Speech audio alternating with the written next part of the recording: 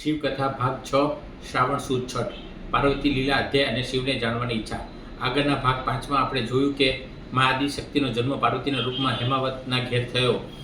રાજા હેમાવત ખૂબ જ ઉદાર હતા, પરંતુ એમના રાજ્યને કારણે ઘણા શત્રુઓ હતા। એક વખતે રાજા હેમાવત 5 વર્ષના યુદ્ધ માટે અન્ય રાજ્યમાં ગયા, ત્યારે દીકરી પાર્વતી અને રાણી મેનાવતીને દધીચી ઋષિના આશ્રમમાં મૂકી ગયેલા હતા। પાર્વતી દિવસે દિવસે મોટી થતી ગઈ। જ્યારે રાત્રે બધા સૂઈ ગયા હોય ત્યારે પાર્વતીજી જાગીને હિમાલયની ઊંચી ટોચ પર જોયા કરે રાખતા હતા। અને જ્યારે માતા મેનાવતી પાર્વતીને રમવાનું કરે ત્યારે એ માટીનું શિવલિંગ બનાવે અને એને ભેટી પડે અને એની સાથે જ રમ્યા કરે। પરંતુ દધીચી ઋષિ અને બધા ઋષિઓ આ વસ્તુ જાણતા હતા, પરંતુ માતા મેનાવતના સ્વભાવને કારણે એ લોકો ના પાડતા હતા। આ બાજુ માતા મેનાવતી પાર્વતીને શિવ ભક્તિથી દૂર રાખવા માટે, પરંતુ નિયતિ કંઈક અલગ જ કિસ્મત નક્કી કરી રાખી હતી। શિવ પૂજા કરે, પાર્વતી શિવલિંગ બનાવે, માટીની આરતી કરે, શિવલિંગને ભેટી પડે। આમ નાની બહેન એને શિવ પ્રત્યે અનહદ પ્રેમ થઈ ગયો હતો। એક વખત રમતમાં માતાએ પૂછ્યું કે પાર્વતી, તારે જીવનસાથીમાં કોણ જોઈએ?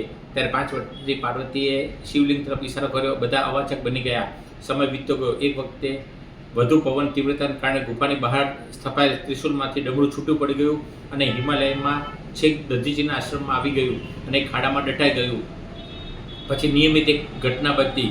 પાર્વતી દરરોજ ત્યાં ખાડા પાસે જાય અને લાકડી દ્વારા જમીન ખોદે। આવું 7-8 વાર થયું। એટલે ઋષિઓએ ત્યાં ખાડો ખોદાવ્યો અને જોયું તો મહાદેવનું ડમરું નીકળ્યું, પણ કોઈનાથી ઊંચક્યું નહીં, હલ્યું નહીં। બીજા દિવસે બધા સૂતા હતા। સવારના 5 વાગ્યા હતા। ત્યાં ડમરુનો અવાજ આખા આશ્રમમાં ગુંજી ઉઠ્યો।